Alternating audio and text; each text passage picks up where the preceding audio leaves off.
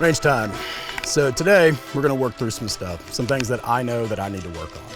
And one of those is breaking that first shot a little bit sooner and not over confirming. So I heard something from a guy I was shooting with a while back. His name is Joel Park. Now, he's pretty popular on the net with the Ben Steger and Prank guys and all them. Practical Shooting Training Group, I think is who they are. But he said, just see a flash of color. You know, see that red and be ready to break that shot instead of over confirming. And that really clicked for me. I've heard a bunch of different stuff, but that worked pretty well. So what we're gonna do is we're gonna kind of take you through our process and how we try and get better. Because most instructors, they go out and train on their own. They're constantly trying to get better. Not everybody, but you know, the good ones out there do that. So that's what we want to do. So the way it's going to work is we're going to shoot basically 3 strings of fire, right? 3 different ways to shoot it. And then at the end of the video, we're going to do our gear breakdown. So our first thing, we're just going to do 1-shot draws just for a few seconds, just a couple mags just to make sure we dial it in. Then we're going to train that skill, and we're going to apply it with 2 rounds per, and then we're going to do build drills at the end to kind of evaluate. All right. So we're gonna shoot this from 7 yards, and we're gonna aim for that upper half right here, the A zone. So as long as it's the A zone, we're good, but generally I'm gonna aim for that upper half. So we're using 7 yards because that is where the build drill is shot at. So I really like a build drill, and the reason we like it is because we train that 1-shot draw time a lot. And the guys will be like, what's your 1-shot draw time? And they're like 1 flat or 110 or, you know, whatever. It's like, great. Then they go shoot a build drill and that time becomes like 120 or maybe even more. You know what I mean? So your 1-shot draw time is probably not your real 1-shot draw time unless it holds up in a multiple shot string. And the best way to do that is a build drill. So we're going to use that to evaluate at the end. 1-shot skill, 2 shots application, and then evaluate it with the build drill at the end. So to do that, one thing we need to do is we need to write everything down, right? So we got our training journal here, got everything written out. We'll put our times down for 1 round, times down for 2 rounds, and our times down for the build drill. So part of that is my process goal and my outcome goal. So my outcome goal for the build drill at the end is that our first shot is around, I want it to be around 105. Okay, so 105 to 110, but I want it to be below 110. It's kind of my personal goal. And there's lots of guys out there that are a lot faster than that. Go look up Isaac Lockwood. Go look up Billy Barton, right?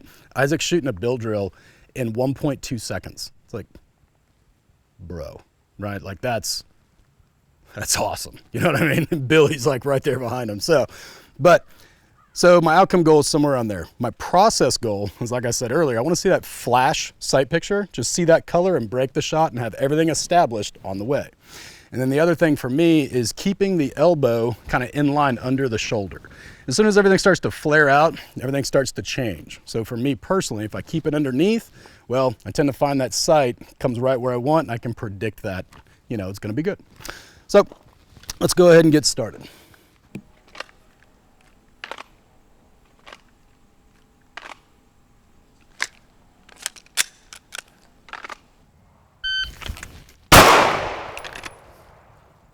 All right, 109. Not bad. We'll try and speed up just a little bit, but we'll see if we can keep that. 109 again. Ooh, that was a 123. Chasing that little bullet hole. Now, what are the odds of that? 3 shots right on there. That's never gonna happen again. 118.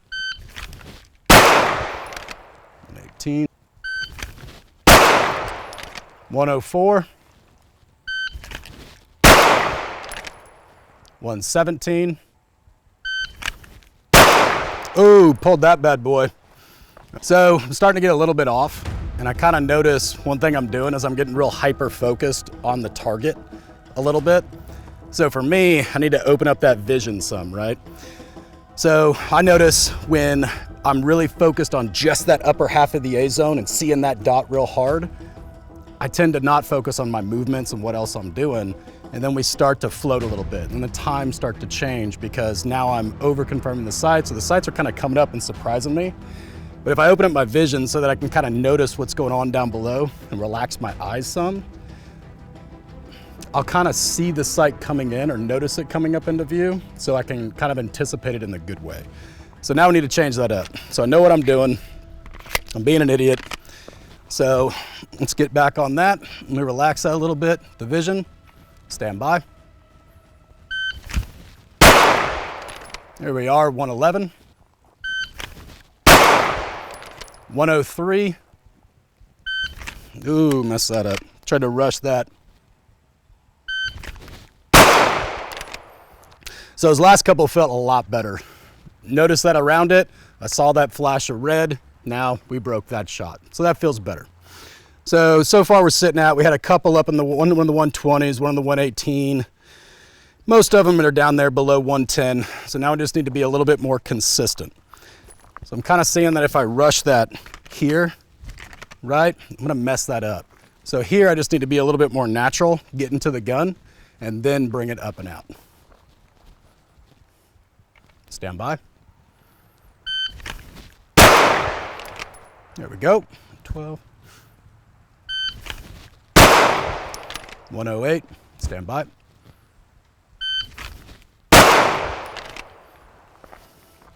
So for me, looking at this book, some of the things we start to see is like I kind of know where, by the end of it, where, you know, I'm kind of messing up.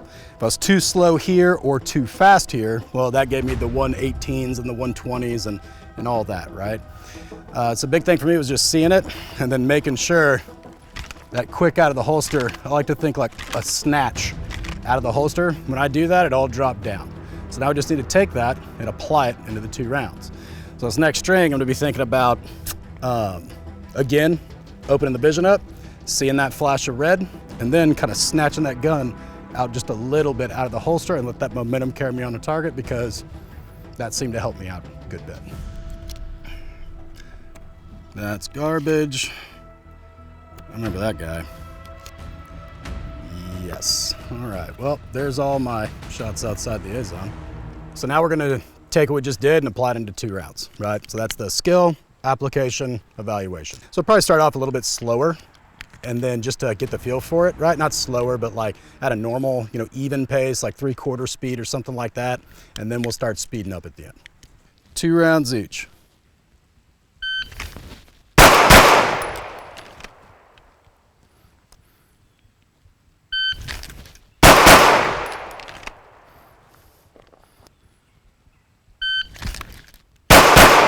Oh, that was garbage.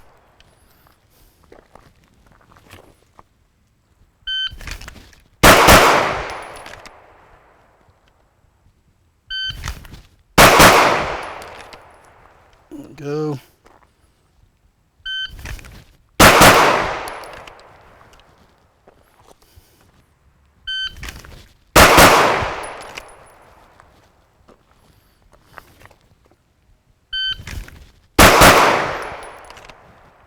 There we go, 107 and 29.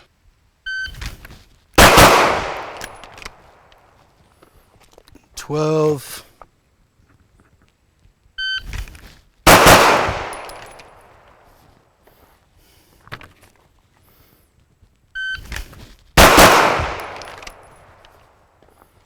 .103.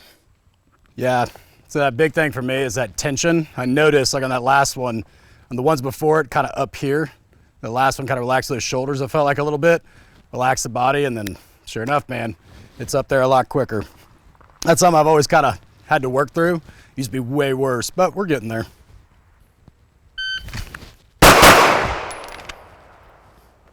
.105.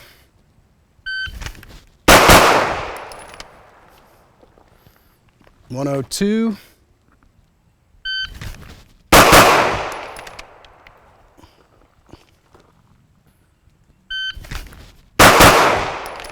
Ooh, that one slowed down a little bit. That one a little bit tense on that one.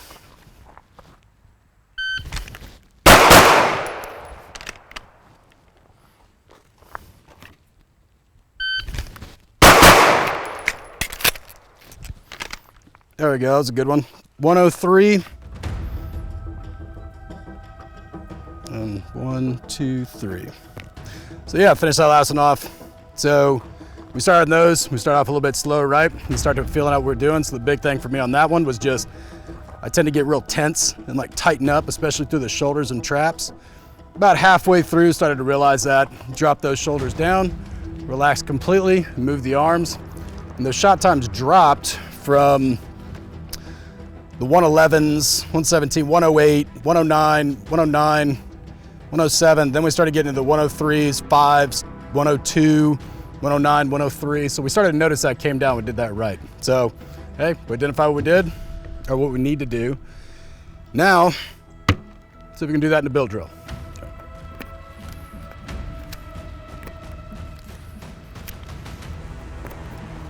Question. Yeah.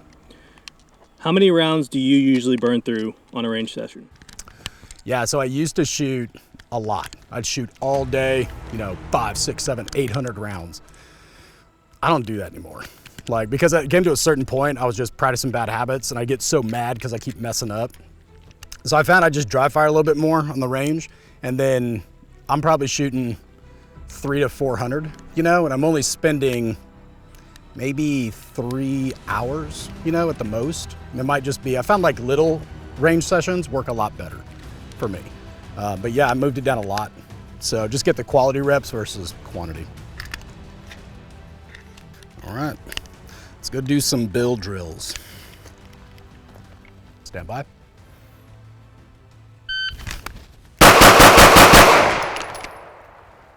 All right, 205. First shot was in 113. So 113, then a 20, 18, 18, 19, 17. Okay. So all in the A zone, fair enough. Now let's just keep that and try and get that first shot just a little bit better. Ooh, 203. Oh, got one out. We had a 110, 19, 18, 20, 18, 18. So total time of 203. Let's try and get that below 2 seconds. Oop, nope. Rush that. Rush that fucking draw and grab the gun like that. All right, let's do it again. 204. One's on the line.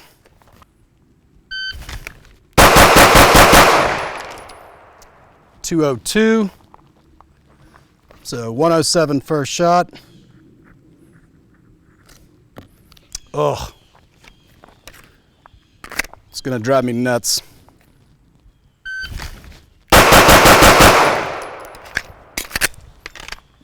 $195, and that one was all in. 107 first shot, 20, 16, 17, 17, and 18. Nope. I'm rushing it now. Okay. Nah, too flat. We're all in. 106, 20, 19, 18, 19, 18. There we go. Cool. So I'm good with that. So if we look at our times on here, went through all that, kind of progressed it like we wanted to, and saw our first shot on those build drills was a 113, then a 110, then a 111, then a 107, 107, and 106. So I'd say we pretty much got there, right? So now the thing is, can I do that 10 out of 10 times? So I'd keep practicing it and making it consistent. So I feel pretty good about that. All right, so here's our 3 that were out. That's the one that I thought was a line break, but it's not. That's definitely out. So I think this was these 3 were the 2nd, 3rd, and 4th that we did. We had one out, but I can't remember. So in general, man, that's kind of how I like to go to the range and work through stuff. But as long as you have a process, that's gonna help you a lot.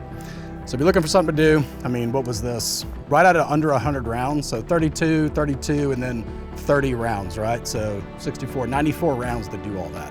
But that's how we just kind of like to work through one specific thing. So try it at home. Let us know what you think down in the comments. Don't forget to subscribe, and let's go do our gear breakdown because I know you guys all have questions on that stuff.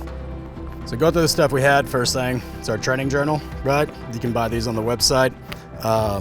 Inside, what we did was we actually used like a different type of graph paper. So it's like the little dots on here so you guys can see, and then you can tear the pages out if you want. But those are on there if you want something, but remember, any notebook works. But we like these, so So that's why I made them. Other than that, magazines we're using, the simple little Glock mags, but we use the Dawson Precision base pads. I've been using for a while. They're cool. I mean, I like them a lot. There's a lot of great stuff out there. And then for everything else, so just a Glock 34, right? Pretty stock, minus the grip tape and the Leupold DP Pro. And then these are Dawson Precision sights, you know, so whatever they're called, Quitness, whatever, you know, red dot compatible sights. So it's on the website, so that's what I bought. Other than that, man, just did a Dremel right there, and that's about it. So there's nothing really fancy about this. Yeah, other than that, I think this is a tactical triggers. This one is, but it's just the Glock shoot. So that's all that is. Nerd holster. This is the RDR gear UBL drop, and what it is it's actually got built in, I don't know if you can see it, but Jeff at RDR made this so you can actually cant it now.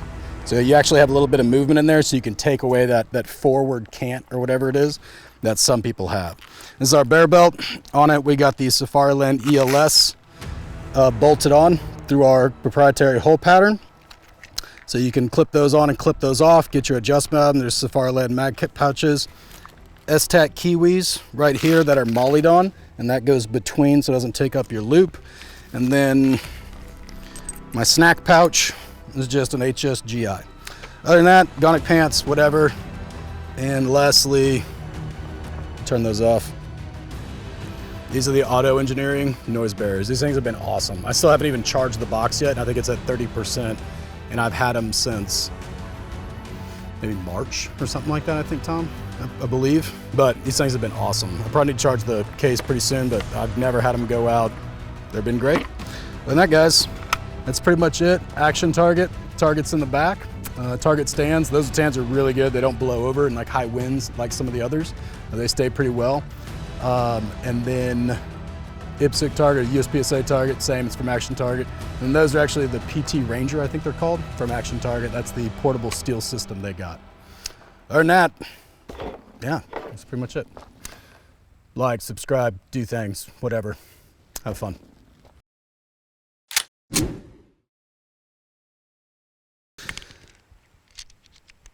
I can't remember what else I was supposed to say. What did I say in the last one? Was there anything else? I don't know. It's getting awkward right now. How are you doing at home? Good? You good? You good down there? Eating some Hot Pockets?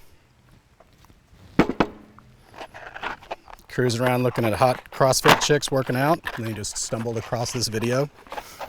Or dudes, either one.